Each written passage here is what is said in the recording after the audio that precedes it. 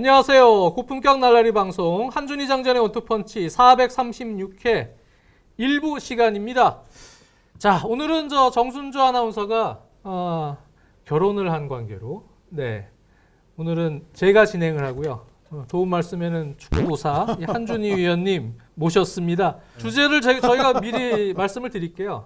오늘은 이제 손흥민 선수가 요즘에 의미 있는 기록들을 좀 세워서 손흥민 선수의 이 기록을 한번 정리하는 의미 한번 가져보고, 또 황희찬 선수의 임대 혹은 임대 후 이적 조건 여러 가지 지금 기사들이 나오고 있기 때문에 그러한 거취에 대해서도 한번 다뤄보는 시간 가져보겠습니다. 정순주 아나운서가 지금 빠져 있는 상황인데 저는 다른 기사보다 신하영 장군이 대한축구협회 이사가 되면서 지금 원투펀치에서 대한축구협회에서 벌써 2명을 배출했습니다. 아니 저보다 높으세요. 그러니까 저는 1개 위원인데 이사님이 위원보다 위 아닙니까? 신하영 장군께서 이사가 되셨고요. 그 다음은 제 차례 같은데 저는 이제 아마 그 다음에 회장으로 가셔야 되겠네. 잘 보고 계시죠, 협회는? 저희 원투펀치가 이런데요.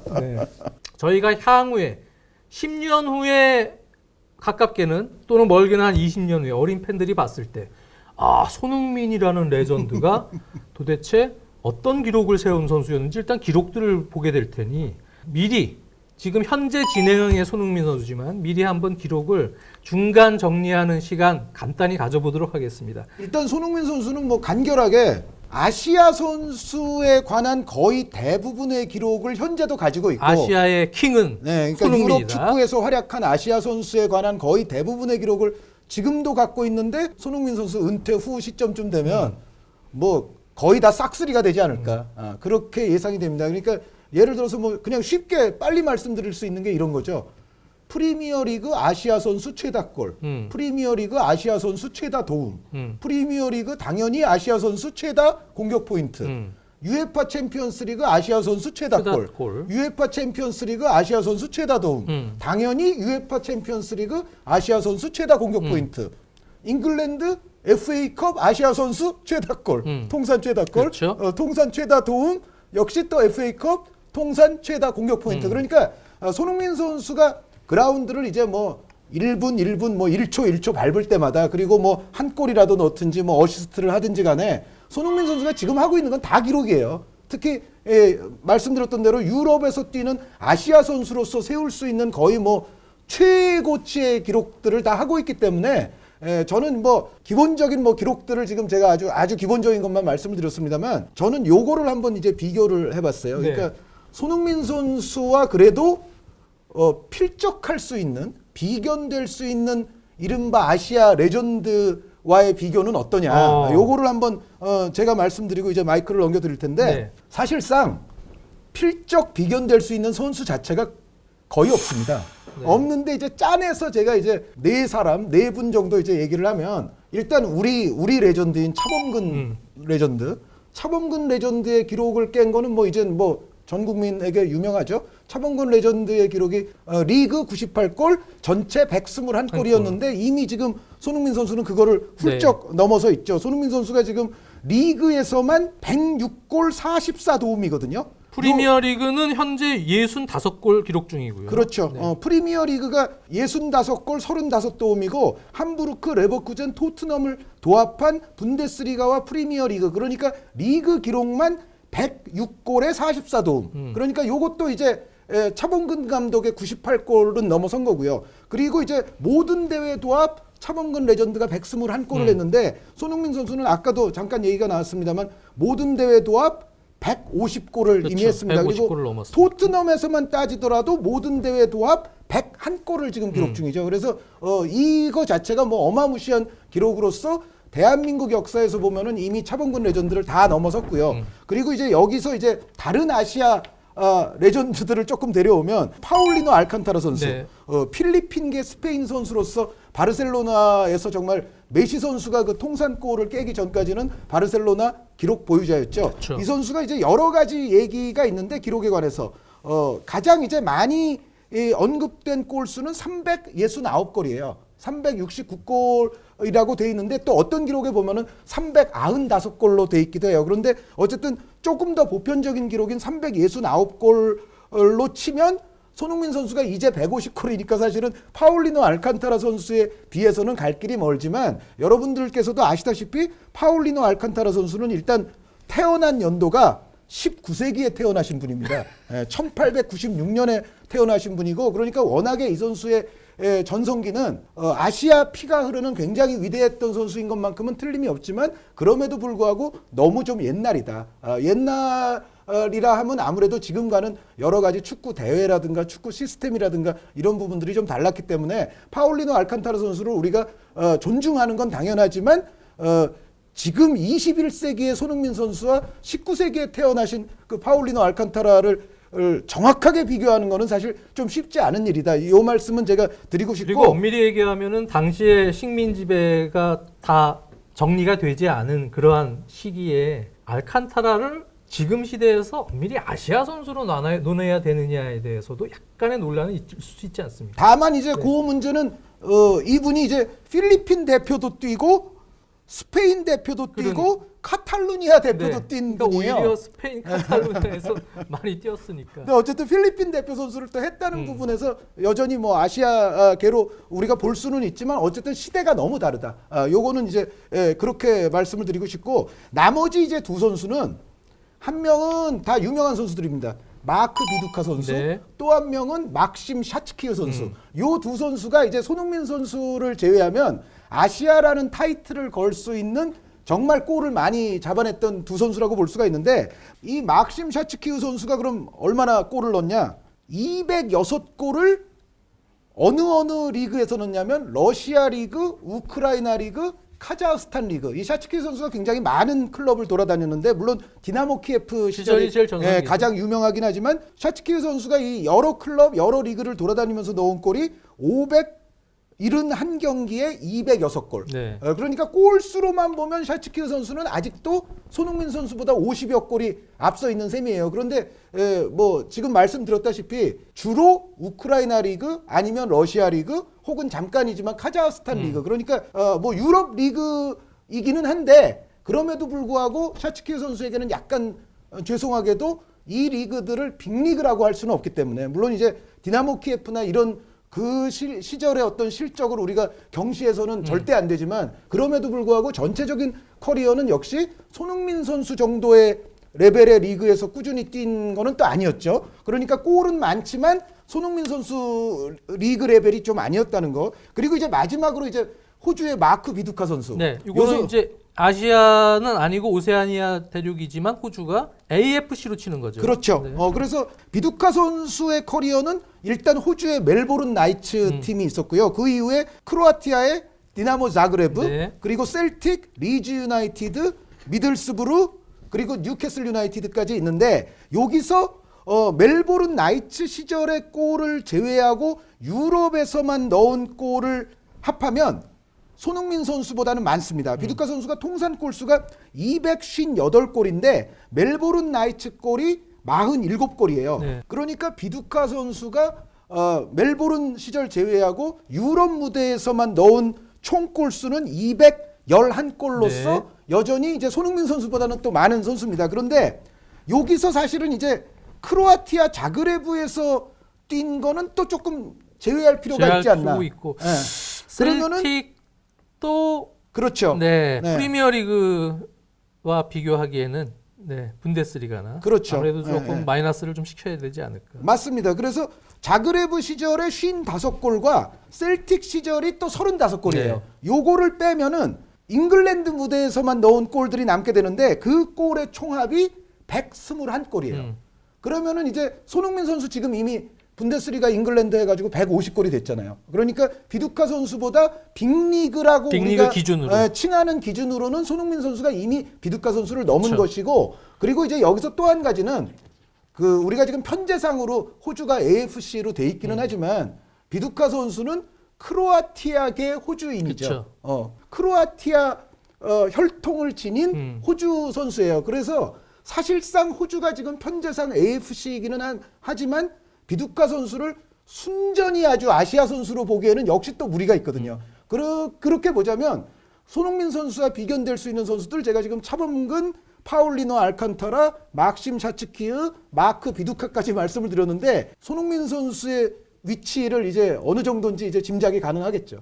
예, 손흥민 선수는 이미 정말 아시아 선수로서는 전인 미답의 고지에 이미 올라 있는 선수다 이렇게 그렇죠. 보시면 됩니다. 예. 그것도 지금 현재 진행형 ING다. 네, 손흥민 선수. 저는 여기서 되게 인상적인 기록들이 프리미어리그 5시즌 연속 2자릿골. 네. 네. 이거는 지금 상당히 의미 있는 기록 아닌가. 그렇게 저는 생각이 들고, 그리고 챔피언스리그, 우에파 챔피언스리그에서도 19골 넣고 있는데요. 네. 이것도 아시아 선수로는 최다죠. 네. 이것도 상당히 의미 있는 기록이다. 그러니까 지금 미디어가 발달이 되면서 유럽 무대에서 뛰고 있는 특히 빅리그, 프리미어리그 같은 경우는 많은 시청자들이 지금 보고 있는 상황에서 프리미어리그와 또 챔피언스리그 같이 노출이 많은 그러한 대회에서의 인상적인 활약들이기 때문에 저는 상당히 중요한 부분이라고 보여지고, 또 인상적인 기록은 프리미어리그 최초로 한 경기 최다 득점 4골. 4골. 네. 이것도 좀 의미 있는 기록 아닌가. 그렇게 또 생각이 드네요. 네. 그 외에도 뭐 지금 여러 기록들이 있습니다. 텐텐 달성. 이것도 최초죠. 네. 프리미어리그에서 아시아 선수로 최초로 11골과 10개의 동 지난 시즌에 뭐 대단하네요. 그리고 이제 아시아를 넘어가서 토트넘 얘기를 한번 해볼까요? 네. 토트넘에서도 지금 레전드로 현재 진행형이다. 네, 이미 레전드급에 올라갔어요. 그렇죠. 네, 네. 한 의원님께서 말씀해 주셨다시피 토트넘에서 통산 지금 컵대회 포함해서 101골인데 지금 100골 넘은 선수가 토트넘에서 18번째입니다. 역대. 네, 100년이 넘는 역사에서. 그런데 영국과 아일랜드 국적이 아닌 선수로는 최초인데 전체적으로는 1898년부터 1907년 사이에 존 카메론이라는 선수가 있었다 그래요. 그 선수가 139골을 넣은 것을 시작으로 100골이 넘은 선수들이 나왔는데 프리미어리그 출범 후 1992-93 시즌 이후부터로 기준으로 하면 토트넘에서는 역대 득점 5위입니다. 네. 네, 그래서 해리 케인과 테디 쉐링엄, 저메인 데포, 로비킨 다음입니다. 그래서 쉐링엄 선수가 PL 출범 후에는 125골, 로비킨이 122골, 데포가 143골, 케인이 무려 205골. 그런데 손흥민 선수가 현재 101골입니다. 쉐링엄 선수, 로비킨 선수는 금방 잡겠는데요. 네, 그래서 현재 기록을 보면은 쉐링엄, 로비킨은 이적을 안 한다면, 네, 토트넘에서 이적을 안 한다면 이 선수는 잡고, 그리고 데포 선수 143골도 사실은 가시권이죠. 가시권이죠, 네. 완전히. 이적을 안 하고 계속 여기서 만약에 선수 생활 말년까지 뛸 수 있으면 이건 뭐 시간 문제다, 넘는 것은. 공격수로는 60년대 초반부터 70년까지 뛰었던 지미 그리브스가 네.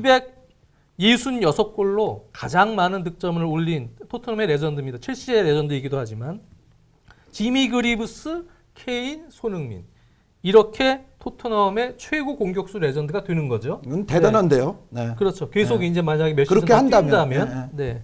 그리고 토트넘에서는 지금 뭐 프리미어리그 100개 공격 포인트 달성, 이것도 구단 역사상 7번째고, 프리미어리그에서 5시즌 연속 2자릿골, 아까 말씀드렸던 그거는 프리미어리그에서는 로비킨과 케인에 이어서 3번째입니다. 로비킨이 6시즌 연속이고 케인이 7시즌 연속인데, 손흥민 선수는, 로비킨은 이제 갔고 손흥민 선수는 계속 지금 진행 중이기 때문에 이 로비킨 기록은 또 깰 수 있지 않을까, 그렇게 또 생각이 들고요.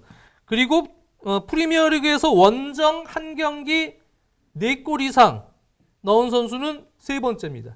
클린스만과 해리 케인에 이어서 3번째고, 토트넘 올해의 선수 2시즌 연속 수상을 했어요. 이것도 대단하거든요. 팀에서 주는 올해의 선수 2시즌 연속, 지난 2시즌입니다. 연속 수상을 했어요. 87년부터 지금 이 상을 주기 시작을 했는데 2년 연속 받은 선수는 숄 캠벨하고 스티븐 카, 측면 수비수였죠. 이렇게 2명 있었어요. 근데 3시즌 연속은 없었습니다. 그래서 만약에 올 시즌에 케인 선수와 경쟁하다가 만약에 후반기에 손흥민 선수가 맹활약을 펼치면서 또 한 번 올해의 선수가 되면 최초로 3시즌 연속 올해의 선수가 되는 상황이고, 그리고 토트넘 하스퍼 스타디움 신축구장, 네. 거기서는 지금 불멸의 기록을 다 가지고 있어요. 네. 깨지지 않을. 최초의 EPL 골, 최초의 챔피언스리그 그렇습니다. 골. 네. 이거는 깨질 수가 없습니다. 누가 깨요 이거를? 그리고 앞으로 뭐 토트넘의 역사가 지속되는 한 이 얘기는 계속 인구의 회자가 되겠죠. 그렇습니다. 네, 그렇게 이제 토트넘에서 레전드로 갈 수 있는 그러한 기록도 현재 진행형이다. 그렇게 말씀을 드릴 수 있을 것 같고요. 마지막으로 저는 말씀드릴 게 이제 수상에 관한 기록인데 네. 우리 선수로서는 정말 자랑스럽게 푸스카스상을 푸스카스상. 수상을 했죠. 물론 이게 요거는 아시아 최초는 아니에요. 두 번째라 예전에 그러죠? 말레이시아의 수브리 선수가 네. 말레이시아 리그에서 아주 기기묘묘한 아주 장거리 프리킥골을 맞습니다. 터뜨린 게 있는데 이제 그 수브리 선수 때문에 아시아 최초는 아니지만 어떻게 보면 수브리 선수의 골이 말레이시아 리그에서 나왔다고 한다면 손흥민 선수의 골은 사실상 뭐 세계 최정상 레벨의 대회에서 나온 골이기 때문에 어떻게 보면 또 손흥민 선수의 골이 진위는 그만한 또 값어치가 있다는 생각이고요. 푸스카스상 이외에 역시 손흥민 선수의 빛나는 업적은 2019년 발롱도르에서 아시아 최고 성적인 22위를 기록을 했고 이때 뭐 다들 아시다시피 득표를 4표를 했었습니다. 그러니까 예전에 박지성 선수나 설기현 선수는 득표를 하지 못했었는데 손흥민 선수가 무려 4표의 득표를 하면서 22위라는 아직까지는 아시아 최고 순위를 손흥민 선수가 발롱도르에서 기록을 하고 있고 예전에 이제 아시아에서 득표를 더 먼저 했던 선수는 그 이라크의 유니스 네. 마흐무드 선수. 마흐무드 선수. 유니스 선수가 한 표를 득표했던데 그쳤던 반면에 손흥민 선수는 4표를 득표하면서 가장 높은 순위 22등에 올랐던 바가 있다. 그리고 손흥민 선수 지금 페이스라면 사실은 앞으로는 이제 발롱도르 시상을 하게 될 적에 더 높은 순위도 충분히 바라볼 수 있지 않습니까? 작년 말에 코로나로 했으면, 취소가 됐지만 그때 했으면 22위보다는 좀 높았을 텐데. 거예요. 네. 그렇게 생각이 됩니다. 그리고 요즘 또 축구팬 여러분들께서 관심이 깊은 피프로 월드 베스트 11 뽑을 때 이제 후보에 손흥민 선수가 2018-19 그리고 2019-20 두 시즌 연속으로 피프로 월드 베스트 후보에 선정이 됐어요. 그런데 2018-19 때 후보에 선정됐을 때도 아시아 최초의 피프로 이른바 월배 후보 선정이었거든요. 그런데 그거를 무려 2년 연속으로 후보가 됐는데 여러분들께서도 물론 아시겠습니다만 이 피프로 후보는 전 세계에서 55명의 선수들에게만 주어지는 영예인데 55명 중에서도 공격 자원에 해당되는 후보 인원수가 15밖에 안 돼요. 그러면은 손흥민 선수가 이제 뭐 메시 선수, 레반도프스키 선수, 호날두 선수, 네이마르 선수 등등과 더불어서 지금 2년 연속으로 15명 중에 들어가 버린 거잖아요. 그런데 이 15이라는 거는 사실상 그 시기에 최고의 세계 축구 엘리트 공격 자원들에게만 부여되는 자리죠. 정말 세계에서 공격 자원 15명 안에 끼려면은 이건 엄청난 엘리트여야 가능한 거 아닙니까? 그거를 손흥민 선수가 2년 연속으로 지금 해냈다는 거. 역시 대단하죠? 아시아에서는 뭐 범접할 상대가 없는 거죠. 뿐만 아니고 제가 인상적인 부분은 BBC 선정 프리미어리그 올해의 팀. 이거는 2020년 올해의 팀입니다. 네. 거기에 11명 베스트 11만 뽑는데 11명의 손흥민 선수가 딱 들어가 있는 거죠. 리그에서 잘한다 하지만 사실 시즌 전체나 아니면 한 연도에 아예 베스트 11에 들어가는 건 매우 어렵거든요. 그것도 빅리그 프리미어리그에서 외국인 선수가 엄청 많은데. 포지션 경쟁에서 엄청 그러니까요. 심할 테니까. 근데 거기에 BBC가 선정을 했다는 거. 이거는 뭐 프리미어리그에서 그 자리 최고의 선수라는 걸 인정하는 셈이니까 현재 페이스는 그건 상당히 의미 있는 기록이다. 의미 있는 선정이다.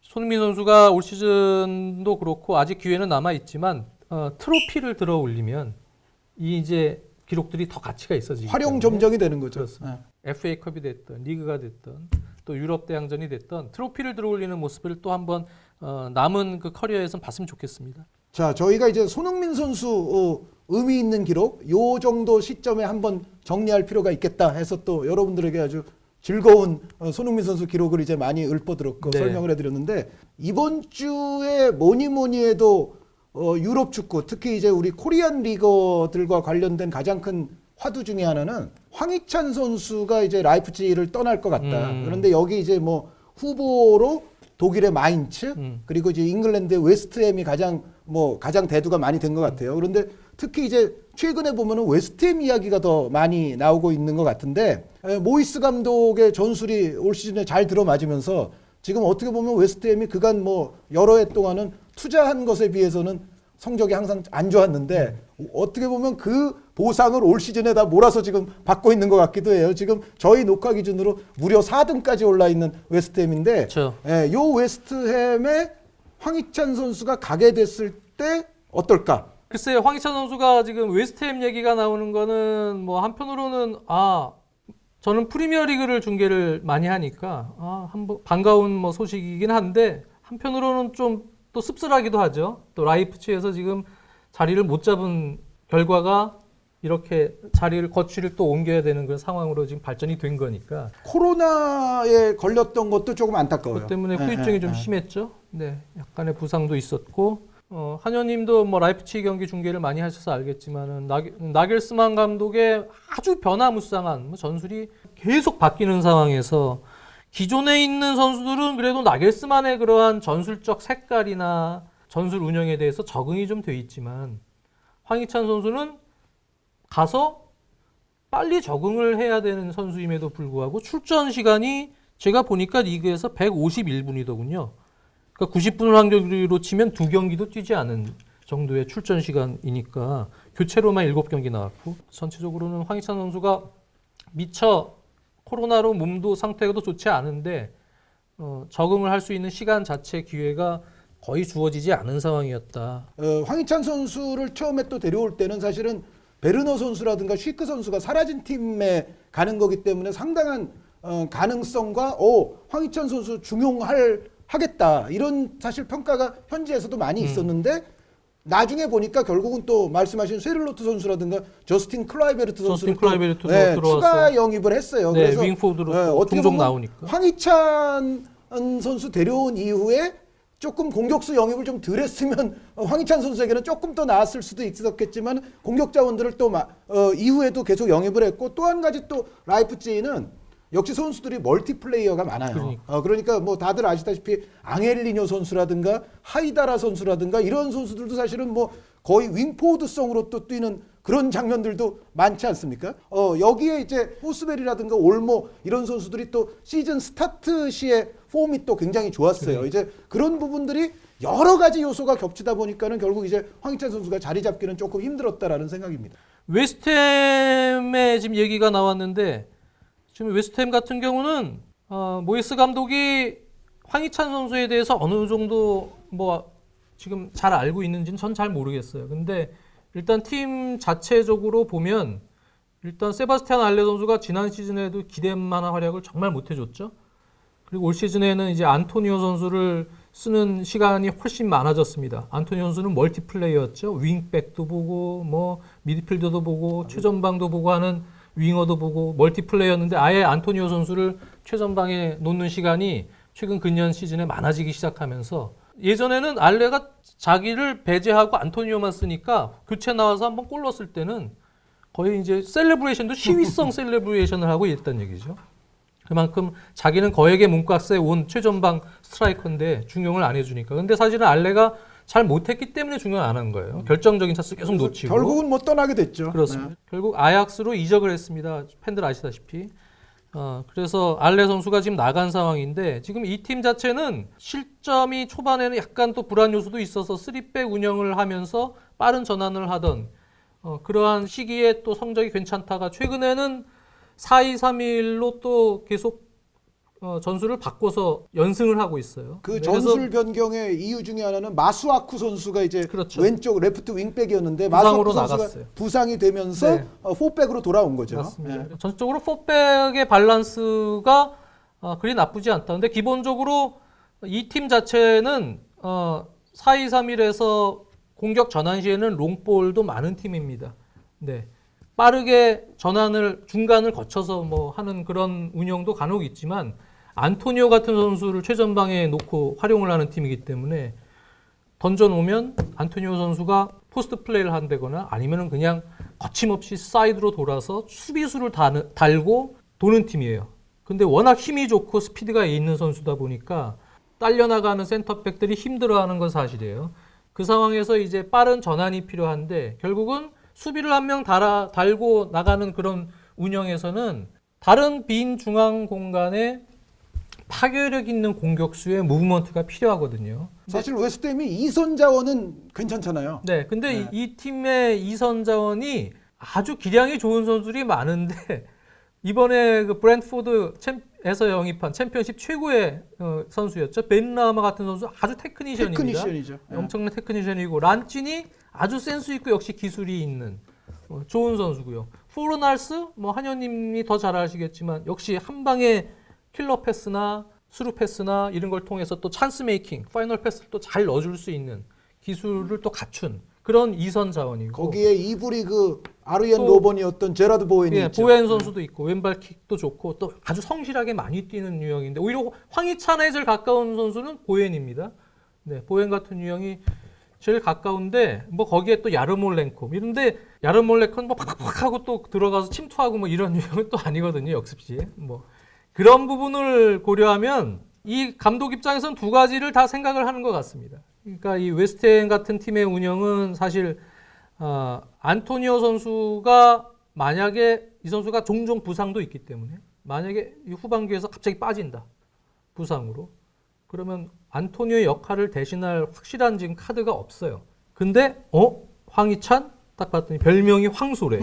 안토니오 선수랑 네. 저는 좀 비슷한 그러니까요. 성향이 많다고 생각이 되는데 미카엘 안토니오 선수가 사실은 굉장히 저돌적이고 빠르고 뭐 그런 유형이잖아요. 황희찬 선수가 딱 그런 유형이죠, 사실은. 그렇죠. 예. 이 팀 자체가 결정력이 좋은 스트라이커도 지금 없는 반면에 안토니오가 전문 스트라이커가 아니기 때문에 그러다 보니까 체코에서 데려온 수책 선수가 허리에서 데클란 라이스랑 같이 포진이 되지만 이 선수가 공격 가담을 많이 하고 세트피스에서도 올 시즌 초반부터 제가 중계할 때마다 수책의 득점력이 제일 좋을 수 있다. 주득점원이죠. 네, 근데 최근에 그 말이 현실이 돼서 제일 많이 넣고 있어요. 이 수책 선수가. 머리뿐만 그래서 아니라 발로도 잘 넣더라고요. 그렇습니다. 예. 그만큼 지금 전방에서 확실하게 골을 넣을 수 있는 선수가 부족하다는 또 이 방증이 되는 것이고 황희찬 선수를 그렇게 최전방의 안토니오의 어떤 백업 카드로도 쓸 수가 있지만 황희찬 같은 유형은 또 윙포워드 또는 공격형 미드필더 바로 밑에 세컨 스트라이커 같이 뛰게 할 수도 있기 때문에 그 상황에서는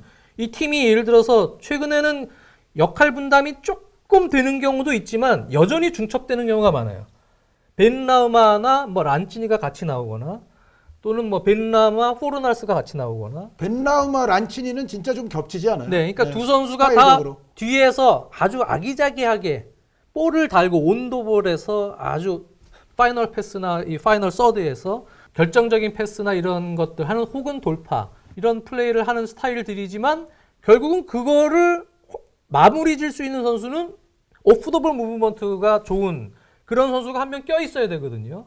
근데 안토니오는 사실은 좁은 공간에서는 그렇게 세밀하게 팍 이렇게 가는 유형은 아니고 큰 틀에서 도는 선수이기 때문에 좁은 공간에서는 약간 또 황희찬 같은 유형도 필요하다는 얘기예요. 사이드에서도 옛날 수아레즈처럼 막 들이밀고 막 들어갈 수 있고 순간적으로 또 순간적인 좁은 공간의 오프 더 볼 움직임에서 찬스를 만들어서 골을 넣을 수도 있고 이런 유형의 선수가 2선에도 필요하다는 얘기입니다. 그러니까 최전방에 있던 2선에 있던 황희찬 선수는 처음에 아마 모이스 감독이 리포팅을 받고 아마 이 선수에 대한 경기에 대해서 보고서를 받았을 때 마음에 들어 할 가능성이 높다. 왜? 이런 선수가 필요하니까. 그래서 아마 제 생각에는 그런 부분이 있는 것 같고 또 하나는 역시 지금 순위가 좀 좋으니까 여기서 좀 치고 나갈 필요가 있죠. 유럽 무대 한번 도전해 봐야겠다라는 야심도 같이 섞여 있는 지금 상황이라고도 보여져요. 그래서 이왕이면 그러면 전력 보강을 겨울 이적 시장에도 좀 해보자 해서 최소한 유로파 리그를 한번 나가보자. 그래야 구단에서 지금 안 그래도 웨스트햄이 상당히 적자 폭이 큽니다. 네, 구단 운영에서 지금 유럽 대항전이라도 좀 끌어와야 되는 그런 상황이기 때문에 성향으로 봤을 때는 황희찬 선수 저는 될 가능성 꽤 있다고 봅니다. 그 웨스트햄이 이제 아까 제가 처음에도 말씀드렸지만 근년에 사실은 투자한 거에 비해서 영입한 거에 비해서는 기대치는 막 이만큼 올려놓고 항상 이제 안 좋고 그랬다가 제가 봤을 때는 웨스트햄이 비로소 좀 알짜배기 성공적인 영입을 하기 시작한 시기가 사실은 지금으로부터 1년 전 그러니까 요번 겨울 이적 시장 말고 지난번 겨울 이적 시장 요때 이제 대표적으로 지금 그 골 넣는 미드필더인 수책 선수가 왔고 제러드 보엔 선수가 사실은 요때 또 왔었잖아요. 그래서 요때부터는 조금 이제 알토란 같은 영입에 성공을 하기 시작했다. 그래서 올 여름에는 또 아까 말씀해 주신 테크니션 벤 라우마 선수, 쿠팔 선수는 또 수책 선수의 저 대표팀 체코 동료기 때문에 그렇죠. 쿠팔 선수는 아마 적응이 조금 쉬웠을 겁니다. 수책 소개시켜줬다. 덕택에. 그리고 여기에 이제 크레이그 도슨 같은 수비수도 요즘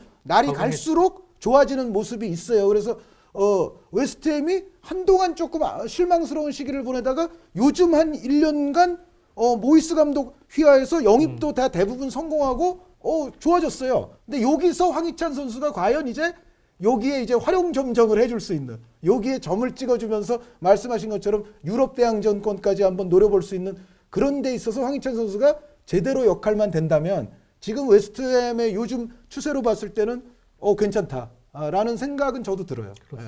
그래서 지금 수비는 어느 정도 크레이크 도슨도 잘 적응을 하면서 오그본과 함께 센터백 파트너 지금 중심이 좀 잡혀가고 있고 데클란 라이스가 또 수비형 미드필더로 중심을 잡아가고 있기 때문에 지금 역할 분담들이 잘 되고 있어요. 수책은 또 박스 투 박스 역할을 잘 해주면서 여러모로 세트피스나 공격 시에 도움이 되고 있고. 근데 문제는 이제 황희찬 선수가 처음에 와서는 지금 이선 자원들이 여기도 많아요. 역시 좋은 선수들이 많기 때문에 보엔도 지금 상당히 좋은 선수고. 원래 드리블이 좋은 선수였어요. 네, 드리블도 좋고 또 성실하고 황희찬 선수가 많이 뛰고 이런 게 장점이긴 하지만 보엔 선수도 그런 부분이 장점이거든요. 그래서 여러모로 경쟁하기는 쉽지 않은데 팀의 어떤 보강 차원입니다. 이거는. 그러니까 황희찬 선수는 멀티적인 능력을 다 두루두루 가지고 있다라는 것이 뭐 지난 시즌 챔피언스 리그를 통해서 또 입증해 보였고 그런 유럽 큰 무대에서 아마 봤을 거예요. 리버풀전이나 반다이크 제끼고 골 넣는 거나 또 짤츠부르크에서 지난 시즌에 16골 22개 어시스트인가요? 그렇게 맞을 네, 그렇게 또 많은 공격 포인트를 기록했던 부분에 대해서 원래는 올 시즌 초에 여러 가지 스카우팅 리포트를 받아놓은 것들이 있을 겁니다. 거기에 대한 신뢰가 어느 정도는 깔려 있기 때문에 황희찬 선수가 지금 컨디션이 어떤지는 그쪽에서는 세밀하게 뭐 체킹이 안 됐더라도 와서 괜찮네 생각보다. 근데 왜 안 택혔지? 나겔스만이? 뭐 이렇게 생각하면은 조금 빠르게 기회를 부여받아서 그 기회 받았을 때 아마 처음부터 선발은 아니겠죠. 교체로 이제 부여받았을 때 딱 보여주면 그럼 이제 모이스 감독 성향상 다음 선발 기회를 또 빨리 잡을 수 있다는 얘기. 그래서 지금은 이제 남은 라운드 후반기 일정이 많은 건 아니기 때문에 언제 처음 기회가 부여질지 또 거기서 처음 혹은 두 번째 경기까지 어떤 경기 결과를 내는지가 제일 중요할 것 같습니다. 다만 이제 웨스트햄 저희 뭐 녹화 기준으로는 뭐 확정됐다거나 그런 건 아니에요. 그럼요. 그런데 어쨌든 확정까지는 아니지만 매우 지금 진지하게 얘기가 되고 있다라는 뉴스가 지금 많이 나왔기 때문에 또 우리 EPL 전문가인 장지현 의원께 제가 물어본 건데 어쨌든 저희 녹화 기준으로는 뭐 확정은 아닙니다. 독일 무대는 무언가 나랑 조금 안 맞는다는 그런 생각이 황희찬 선수가 뭐 여러모로 악재가 또 겹쳤으니까 함부르크 시절에도 갔다가 기회를 많이 못 받았고 이번에도 역시 라이프치히에서 그랬으니까 무언가 새로운 잉글랜드에서 무언가 새롭게 출발할 수 있는 동기부여가 되지 않을까라는 또 심정이고 또 지금 현재 컨디션도 이제는 좀 어느 정도 올라올 수 있는 단계에 오지 않았을까.